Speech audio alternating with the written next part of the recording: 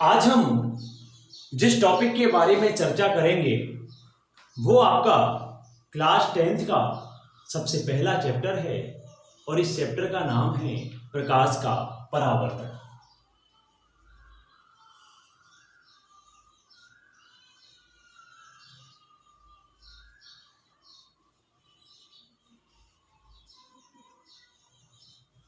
सबसे पहले तो हमें समझना यह है कि प्रकाश का स्रोत क्या है। जैसा कि हम और आप जानते हैं, प्रकाश का जो प्राकृतिक स्रोत है वो प्राकृतिक स्रोत है आपका सूर्य। सूर्य में नाभिकीय संलयन की क्रिया होती है और नाभिकीय संलयन के कारण क्या होता है, प्रकाश उत्पन्न होता है और प्रकाश ही वह कारक होता है जिसकी वजह से हम किसी भी वस्तु को देख सकते हैं या किसी भी वस्तु को देखने के लिए जो आंखों को सहायता प्रदान करता है वो क्या है, आपका प्रकाश होता है। सबसे पहले अगर हम लोग चर्चा करें तो ये जो प्रकाश है, इस प्रकाश का स्रोत क्या है। जैसा कि हमने आपसे कहा, प्रकाश का जो प्राकृतिक स्रोत होता है यह प्राकृतिक स्रोत होता है आपका सूर्य। प्रकाश का प्राकृतिक स्रोत क्या है, सूर्य है। और ये जो प्रकाश है, ये प्रकाश की जो चाल होती है वो चाल होती है आपका 3 × 10⁸ मीटर प्रति सेकेंड। अगर आपसे कोई पूछता है कि प्रकाश की चाल कितनी होती है, तो प्रकाश की चाल होती है 3 × 10⁸ मीटर प्रति सेकेंड होती है। और प्रकाश की चाल 3 × 10⁸ मीटर प्रति सेकेंड होती है। इसके बारे में बताया था, प्रकाश की चाल के बारे में बताया था रोमर ने। किसने बताया था, रोमर ने बताया था। और आपको एक चीज ये ध्यान रखनी है कि प्रकाश की चाल 3 × 10⁸ मीटर प्रति सेकेंड किसमें होती है, निर्वात में। यदि आपसे कोई पूछे कि निर्वात तो क्या होता है, तो निर्वात वो स्थान होता है जिसमें किसी भी प्रकार का कोई भी बल कार्य नहीं करता है, उसको क्या कहते हैं, उसको निर्वात कहते हैं। सबसे पहले जो समझने वाली बात है वो समझने वाली स्थिति है क्या, प्रकाश की चाल है 3 × 10⁸ मीटर प्रति सेकेंड और प्रकाश का स्रोत होता है सूर्य। अब हम लोग बात करते हैं सबसे पहली स्थिति पर और वो है आपका प्रकाश का परावर्तन। अगर आपसे कहा जाए पहली स्थिति है आपकी प्रकाश का परावर्तन, या जिसको कहा जाता है रिफ्लेक्शन ऑफ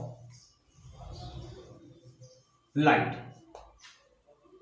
प्रकाश के परावर्तन को अगर हम परिभाषित करें तो हम ये कहते हैं कि जब भी कोई प्रकाश की किरण किसी चिकने तल पर गिरती है तो ऐसी स्थिति में उसका ज्यादातर जो भाग है वो परावर्तित हो जाता है या ज्यादातर भाग जो है वो वापस लौट जाता है, और इस प्रक्रिया को ही क्या कहते हैं, प्रकाश का परावर्तन कहते हैं। दोबारा सुन लीजिए कि प्रकाश का परावर्तन क्या होता है, जब कोई प्रकाश की किरण किसी चिकने तल पर गिरती है तो उसका अधिकतम जो भाग होता है वो वापस लौट जाता है, और जब वापस लौटने की इस प्रक्रिया को क्या कहते हैं, प्रकाश का परावर्तन कहते हैं। और प्रकाश के परावर्तन के 2 नियम हैं और वो 2 नियम क्या हैं उसको हम लोग जरा समझते हैं। सबसे पहली चीज क्या है, मान लीजिए ये कोई आपका तल है और ये तल कैसा है, चिकना तल है। इस चिकने तल से क्या हुआ, ये प्रकाश की कोई किरण गिरती है, इस बिंदु पर गिरती है, यहां से इसका अधिकतर जो भाग है वो वापस लौट जाता है। तो जो किरण गिरती है उसको कहते हैं आपतित किरण। क्या कहेंगे आप, आपतित किरण कहेंगे। किस पर गिर रही है, चिकने तल पर गिर रही है। जिस बिंदु पर गिरती है उस बिंदु को कहते हैं आपतन बिंदु। क्या कहेंगे, आपतन बिंदु कहेंगे। और आपतन बिंदु के बाद जब इसका परावर्तन हो जाता है तो जो ये किरण होती है ये हो जाती है परावर्तित किरण। इस आपतन बिंदु से 90 डिग्री के एंगल पर जो रेखा खींची जाती है इसको कहते हैं अभिलंब। क्या कहते हैं? अभिलंब। पहला हुआ प्रकाश की जो किरण गिरती है उसको कहते हैं आपतित किरण। जिस बिंदु पर गिरती है उसको कहेंगे आपतन बिंदु।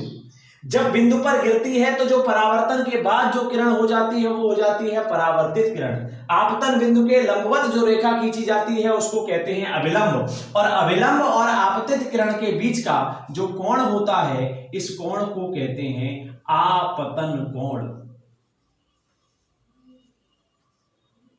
और अभिलंब और परावर्तित किरण के बीच का कोण कहलाता है परावर्तन कोण।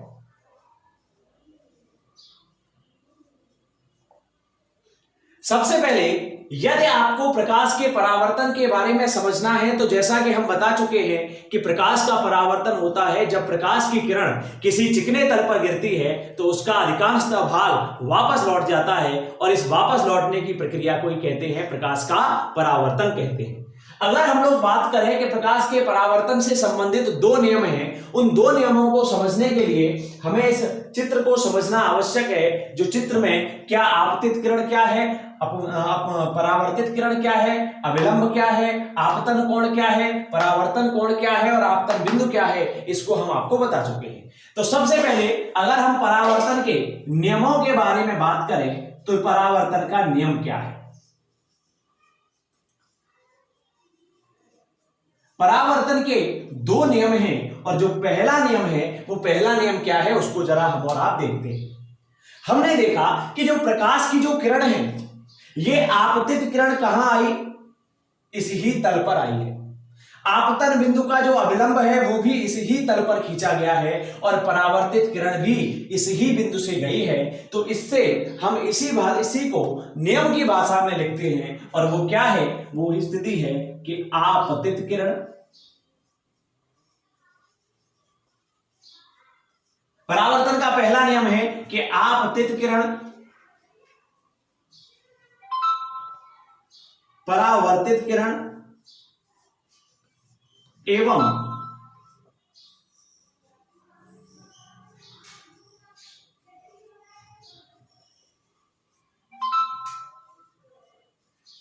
आपतन बिंदु पर अभिलंब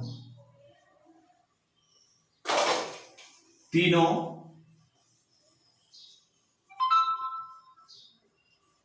एक ही तल में होते हैं। पहला नियम है आपतित किरण, परावर्तित किरण और आपतन बिंदु पर अभिलंब तीनों एक ही तल में होते हैं। देखिए आपतित किरण भी इसी तल से जा रही है, अभिलंब भी इसी तल से जा रहा है, परावर्तित किरण भी इसी तल से जा रही है। तो यही परावर्तन का पहला नियम है। और दूसरा नियम क्या है कि आपतन कोण, आपतन कोण सदैव परावर्तन कोण के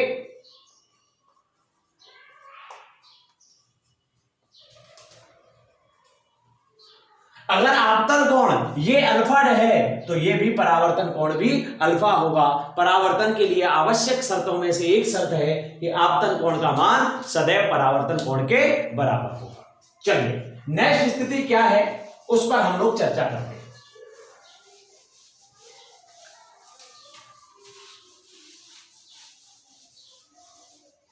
अगली स्थिति है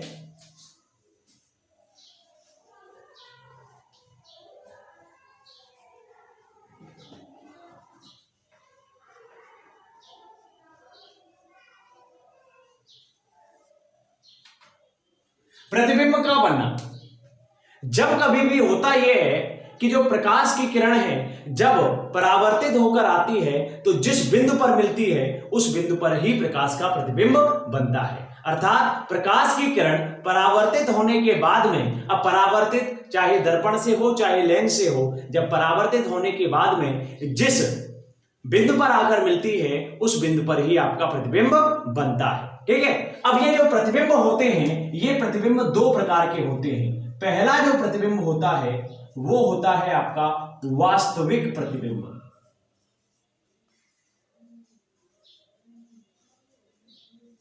और दूसरा जो प्रतिबिंब होता है वो होता है आपका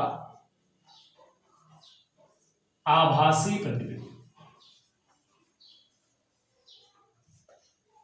प्रतिबिंब की परिभाषा, प्रतिबिंब किस प्रकार से बनता है इसके बारे में आपको बताया गया था कि अभी हमने क्या कहा कि जो प्रकाश की किरण जो है परावर्तन के बाद में जिस बिंदु पर आकर मिलती हैं वहीं पर प्रतिबिंब बनता है। यदि वास्तविकता में अगर हम कहें कि वास्तविक प्रतिबिंब क्या है, कि यदि प्रकाश की किरण परावर्तन के बाद में वास्तविकता में किसी बिंदु पर मिलती हैं तो ऐसे प्रतिबिंबों को वास्तविक प्रतिबिंब कहा जाता है। और यदि हम आभासी प्रतिबिंब के बारे में बात करें तो प्रकाश की किरणें परावर्तन के बाद में आभास मतलब किसी बिंदु पर जाकर मिली होंगी, यदि ऐसा आभास है, ऐसा स्थिति उत्पन्न हो रही है तो उसको क्या कहा जाएगा, आभासी प्रतिबिंब कहा जाएगा।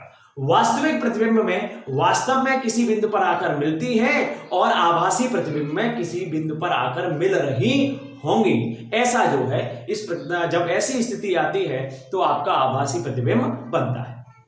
वास्तविक प्रतिबिंब के बारे में बात करें तो वास्तविक प्रतिबिंब हमेशा उल्टा होता है।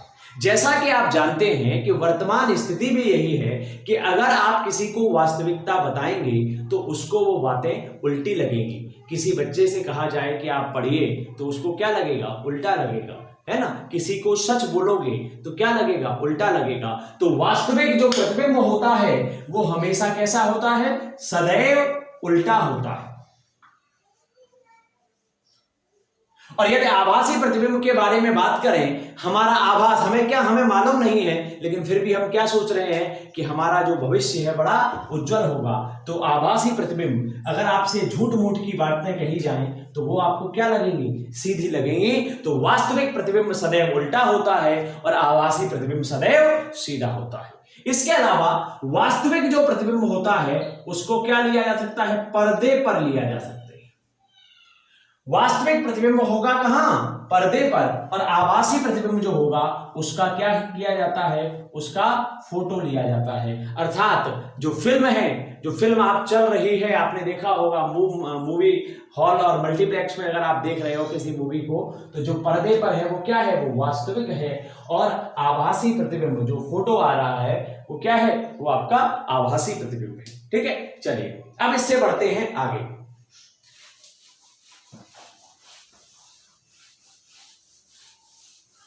आपके 10th के सिलेबस में जो स्थितियां हैं वो क्या है, सबसे पहले आपका आता है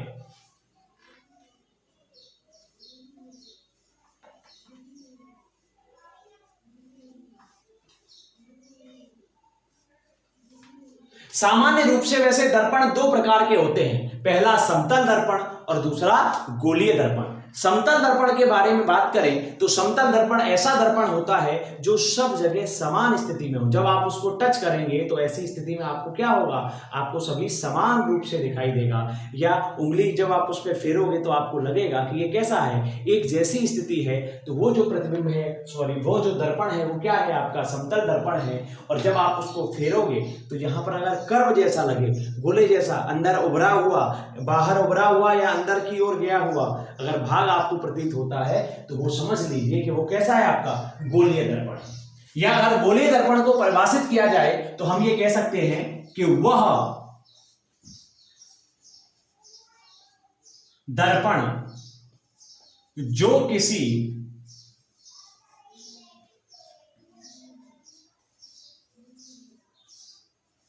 गोले का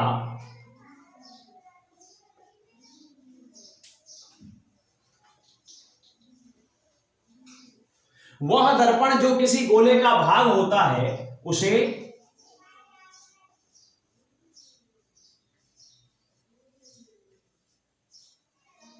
गोलीय दर्पण कहते हैं। दर्पण जो किसी गोले का भाग होता है उसे क्या कहेंगे, गोलीय दर्पण कह लेते हैं। और गोलीय दर्पण आपके दो प्रकार के होते हैं, पहला होता है अवतल दर्पण और दूसरा होता है आपका उत्तल दर्पण।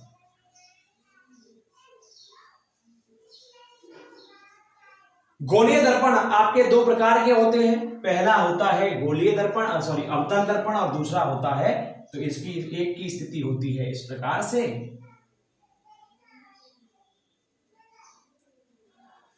और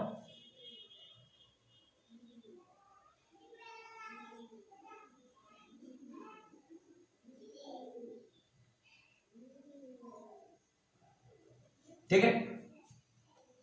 अब गोलीय दर्पण से संबंधित जो परिभाषाएं हैं उन परिभाषाओं के बारे में, इनसे संबंधित जो छोटी छोटी परिभाषाएं हैं उन परिभाषाओं के बारे में हम लोग चर्चा करते हैं।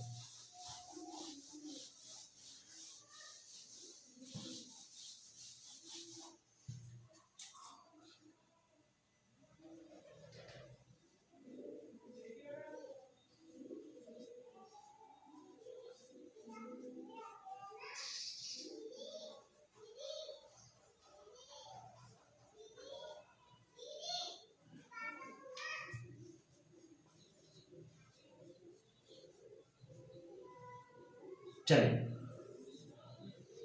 सबसे पहली जो स्थिति आती है वो आती है वक्रता केंद्र। जैसा कि हम और आप जानते हैं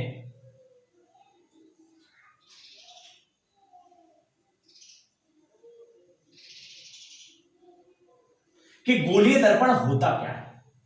गोलीय दर्पण वो दर्पण होता है जो किसी गोले का भाग होता है। अगर हमसे कहा जाए तो क्या है गोलीय दर्पण, क्या है गोलीय दर्पण? वो दर्पण है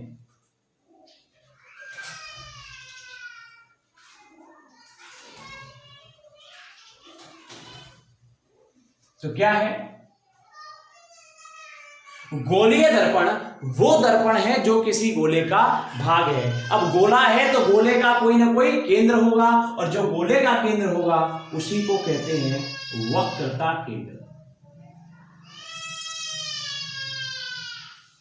ये कह दीजिए कि दर्पण जिस गोले का भाग होता है, दर्पण जिस गोले का भाग होता है उसका केंद्र क्या कहलाता है? वक्रता केंद्र कहलाता है। दूसरी बात आती है ध्रुव। ये जो आपका गोलीय दर्पण है, इस गोलीय दर्पण का कुछ ना कुछ मध्य बिंदु होगा। क्या होगा? मध्य बिंदु।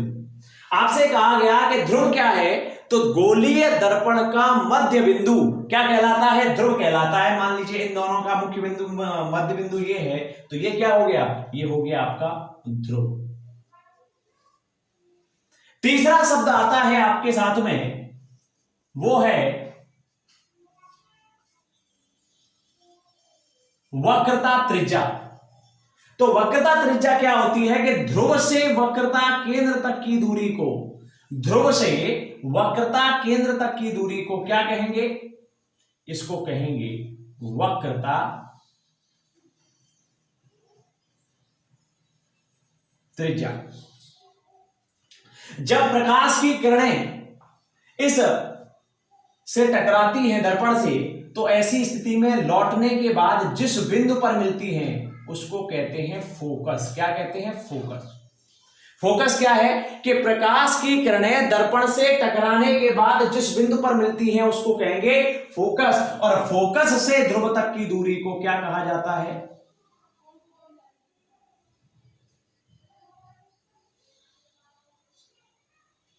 फोकस दूरी। और वक्रता त्रिज्या और फोकस दूरी में जो संबंध होता है कि वक्रता त्रिज्या बराबर होता है 2 गुणा फोकस दूरी, या ये कह लीजिए कि फोकस दूरी बराबर वक्रता त्रिज्या बटे 2 होता है।